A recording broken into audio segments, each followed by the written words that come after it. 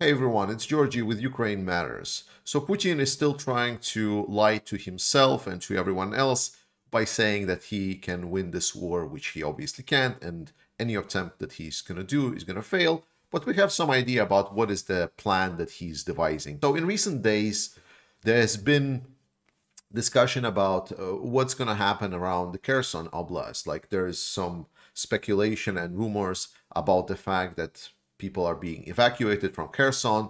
So does that mean that Russia will now just give away Kherson? And I want to first and foremost emphasize that the rumors about Russians surrendering in Kherson or leaving Kherson, the main part, the north part of the river, has been going on for quite a while now. So we should be careful when we are putting our expectations into this. If Russians are right now considering leaving Kherson because they're obviously having troubles, their main issue is that they just cannot just forget everything and just leave over Kherson because the bridges are constantly bombarded and they're trying to repair them. They're desperately trying to make them work, but they're working extremely poorly. And even the Novokakhovka dam that I know some people reported they fixed certain parts, but not all of it. Like it's still not completely usable to the extent that they need. And that's the problem. That's the problem that they also, if they want to leave, they cannot really leave without Ukrainians just seeing that them grouping up and then destroying everyone. So what do? Do they just save the forces and leave all the equipment? Well, they have so much equipment right now on the north bank of Kherson that just leaving it there would be a disaster. It would be a massive boost to Ukrainian military. What they got in Izium would be like dwarfed by the fact that what they would get from the Kherson area. So they're looking to get those things out. And it seems that the plan is for Putin to talk with military. And it seems that maybe some of the military has agreed and persuaded Putin to agree to some kind of a deal, saying that what about if we give away Kherson, like something that Putin really didn't want to do because it's a political victory for him, political disaster for him. But and then we say, but Ukraine stops their assault on the Luhansk region, and then we keep the Luhansk, and then we solidify the lines, and we agree on ceasefire. And Putin has seemingly agreed to it, and he's trying to kind of probe the water, trying to get Ukraine to agree with this. He is doing it mostly by reaching out to Erdogan. He's been trying, it's the same plan that we've been discussing before, but if before the pressure was getting the Europe to essentially sign on, now it's like focusing on Erdogan, China, and India, essentially to get some kind of, to be the parties that would start some kind of platform where Ukraine would be discussed without Ukraine. So talking about Ukraine without Ukraine. This is what Putin wants. He wants to get some face time without Ukraine and essentially make a deal with me. That's what he's asking. The problem with that statement is that by this point, Ukraine said, we're not going to have negotiations with Putin because he tried to annex our territories. He's also, again, bombed our cities and our civilian infrastructure. So no more talks with this president. We're going to be talking only with the next one, whoever is in charge. Giving away Kherson, it might have worked maybe in May of the year, like for any kind of negotiation position or ceasefire.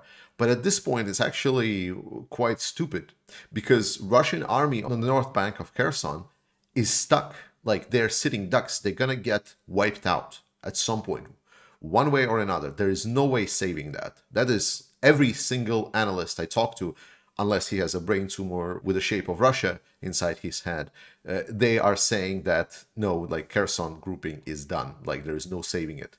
It's going to get either destroyed or they're all going to surrender. For Putin then to promote saying, okay, we're going to give you back Kherson, which Ukraine would take it anyway, but you need to stop. And Ukraine says, well, firstly, we're not going to talk with you. But secondly, why would we? So Putin at this point is essentially on his knees.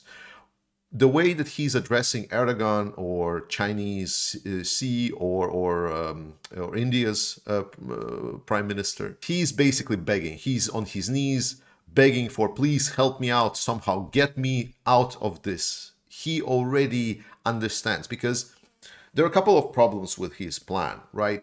With going into the winter. Firstly, his expectations are, okay, we're going to wait up, maybe try to drag the time out. We need to US to get some kind of a pro-Russian force into US on the midterms, which is obviously not going to happen. I'm pretty sure, like, just read the comments. I'm pretty sure my Ukrainian, sorry, not Ukrainian, but viewers from the US are going to write you very, very excellent details why the US population will not agree to any kind of, while there are maybe some pro-Russian narratives in a very, very, very limited capacity, such as Tucker Carlson and so on, that what he's promoting, basically spewing out Russia propaganda. Most of the most of the American population is very much on the side of Ukraine, and also the political spectrum. Freezing Europe did not work and will not work. While in Russian wet dreams, they do have ideas of Europe just frozen over the winter, and then there's all going to be ice and everywhere. Right now, the gas facilities and storages in Europe are more than 90% full, with a passable point that we needed to be at is 80%. So we are well prepared for the winter. Worst case scenario, we're going to have to essentially save a little bit more electricity, maybe not have so many light installations. You've been to Europe. If you lived in Europe, you know how much waste of energy we're doing, for example, around our holiday periods. It's crazy. We light up everything. Well, maybe this year is going to be just a little bit less. And obviously, pressuring Ukraine doesn't work. Ukraine is in a strong position. They are winning. The fact that Ukraine was winning, then it got attacked by missiles, is completely played outside of Putin, like not into Putin's favor. He essentially undermined his plan as well. Like, what he needed to do if he wanted to win time is freeze this conflict, get it out of the news cycle. But with Ukraine winning and then getting hit with missiles again on the wide scale, it just brought up the Ukraine in the news cycle again. So he is undermining his own plan here. And most importantly, this is not going to work because mobilization is going completely awfully. Now, Putin has stated, like, some people misunderstand that, Putin has stated that mobilization will end in 2 to 3 weeks. And that is not true. Like, this mobilization will go on until the end of the war. What he meant, like, he was just lying. Well, obviously, like, lying, it's Putin. He opens his mouth, he's gonna lie. So what he meant is that capacity and the structures, as I said before mobilization starts, is completely falling apart. It does not have the capacity to process so much people. They don't have the resources. The resources are not good enough. And they are starting their regular conscription period, where the young conscripts, the people that reach 18, was it 17, 18, 19 years old, essentially up to 27 something, they are now being regularly conscripted into the Russian military. And it is done by the same machine that is now processing mobilized people. So what's going to happen is they're going to say, okay, this mobilization ended, but now in November, we're going to start conscription. And it's perfectly aligns when Putin said we're going to stop mobilization. So it's going to be mobilization, then conscription. As the conscription period ends, we're going to see a continuation of mobilization. It's never going to end. It's just a nice show to kind of chill the people of Russia, because it's going horribly. It's like the internal situation inside Russia is bad. The economy is collapsing. Like, the price for this war on Russia skyrocketed, almost doubled. Like, some of the economists I've listened to, they are saying it is disastrous what the mobilization has done to the Russian economy. Because not only just manpower that's being sent is leaving, it's just people that are escaping the mobilization are leaving, and it's their families that are leaving, and some of the people that are just trying to escape and take all of the savings are taking the money out. And then their relatives, instead of, for example, spending money in the Russian economy, they're sending the money somewhere abroad where their relatives escaped to get that money to them, so to support them. It's a disaster. Like, for the Russian economy that was already struggling and was just running on reserves that they accumulated with ultra profits over the many, many years from the EU and the US, they are now completely fucked. If before we were expecting it was going to be 2 to 3 years for the Russian economy to kind of start crumbling with the sanctions and the cost of war, right now the price of war has skyrocketed, and I'm going to look for the actual new expectations from the economist, but I would see that maybe we're looking at something of this time frame halving, right? So basically Russia is on the clock for this war to end maybe within a year. But I'm pretty sure with the way Ukraine is fighting right now, within a year, there will be no more Russian troops inside of Ukraine. And just to cover some other news that were on agenda, and I'm just going to cover them here, there's been essentially like cases that were set up to go after the Russian patriotic, ultra-nationalistic channels that are reporting on the war. Guys, this is just a warning. There's nothing to say. They're just saying that, hey, we're still in control. Don't shit on what we do, right? So it's nothing to worry about.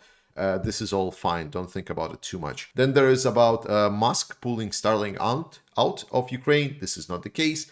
Obviously, Musk is a petty man-child, but what he was said, we need to be accurate. Firstly, it was referring something that were already expressed by him around the start of September, that he cannot run this as charity forever. This is normal for business.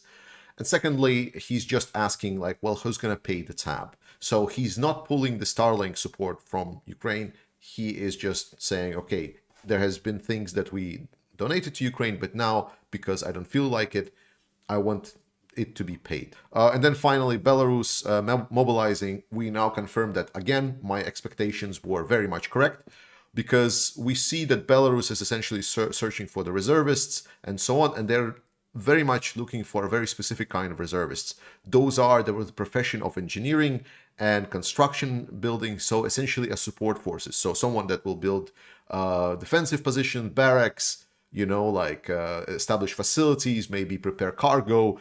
So they are looking for Belarusian force to essentially be the backline of the Russian troops, which is exactly what we expected. And it seems that Belarus is going to enter this war.